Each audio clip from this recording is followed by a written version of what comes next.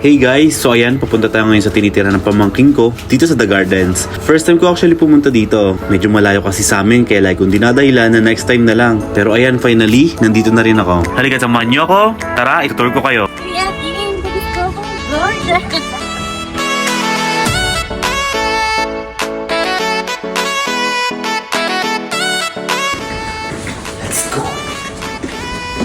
Ganito pala dito guys, sa itong room nila, nasa 2,400 dirhams monthly. Maluwag na rin kung tutuusin, partition type, pero sakto na rin for 2 persons. Alam mo yung enough space lang para sa tulog, luto, at pahinga. Ganyan talaga ang buhay OFW. Minsan, practicality over luxury. Sa totoo lang, isa sa pinakamahirap na struggle ng mga OFW dito sa Dubai ay yung paghahanap ng bahay. Lalo na kung gusto mo na maayos pero pasok sa budget. Karaniwan, palipat-lipat talaga ng bahay. Minsan, dahil sa mahal ng renta. Minsan, dahil sa work location. At minsan, dahil gusto mo lang ng tahimik na bahay. Pero ayun, kaya nga pala kami napadayo dito guys. May pabulalo si pamangkin. Actually, biglaan lang talaga to guys. Na-miss lang daw niya magluto. Tapos biglang nagkayaan na pumunta kami kahit medyo malayo. Alam mo yung walang plano pero tuloy agad. Ganon.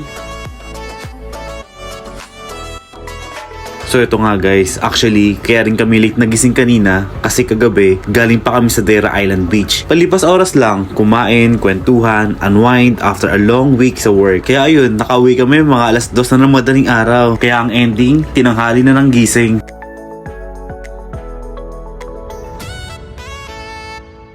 Hello guys, we're here sa Discovery Garden. Pinuntahan namin yung pamangkin ko and dito sila nakatira. So, ayun, nagkayaan na naman. So, this time, pupunta kami sa Ibn Battuta. Let's go. We're here sa Ibn Battuta mo. Let's go.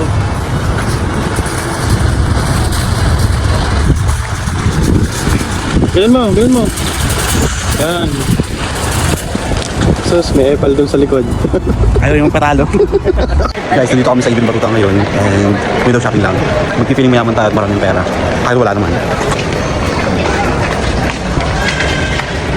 So ito nga guys, naisipan na rin naming dumaan sa Ibn Battuta Mall. Actually, malapit nga lang siya dito sa The Gardens. Alam nyo guys, sobrang memorable din sa akin tong mall na to. Dito kasi ako una nagtrabaho bilang sales executive sa isang fashion retail company. So, only 13 dirhams. Guys, gulong-gulo na sila. Gulong-gulo na yung pamilya ko. Dahil sa store na to, nagkagulo na kami. Alam mo ba bakit? Kasi kada purchase mo, magkakaroon ka ng discount. Like, pag nag-sign up ka sa application nila, meron kang 20 dirhams.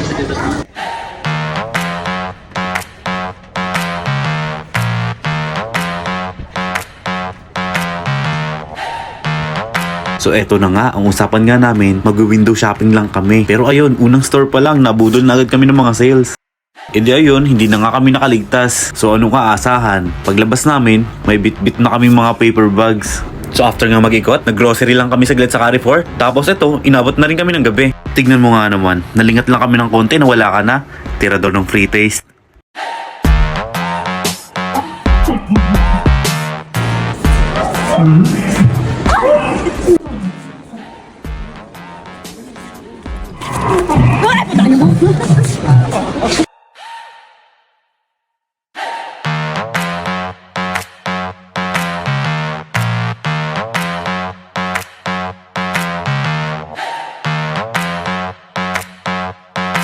Grabe guys, ang ganda talaga ng design ng mall na to. Kung mapapansin mo yung bawat detalye, mula sa walls, carvings, hanggang sa paintings, sobrang artistic.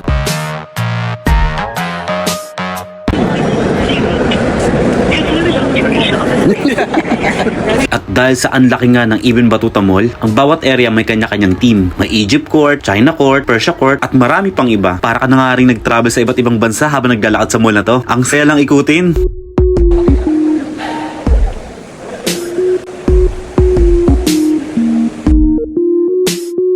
So ito nga, after nga namin mag-ikot-ikot, inabot na rin kami ng pagod. Kaya ito, mag-dinner na lang muna kami. Simple lang, chicken, pizza at spaghetti. Masarap naman kumain lalo na kapag sabay-sabay at masaya ang kwentuhan. So ayan guys, isang spontaneous na araw na naman. Minsan talaga, yung mga biglaan, yung pa yung nagiging masaya at sulit. Inabot na nga kami ng alas 11. So ayun lang muna guys. Bye for now. Salamat sa pagsama guys. Kung gusto nyo pa ng ganitong chill vlog, don't forget to like, share, and subscribe. Kita-kits ulit sa next video. Bye!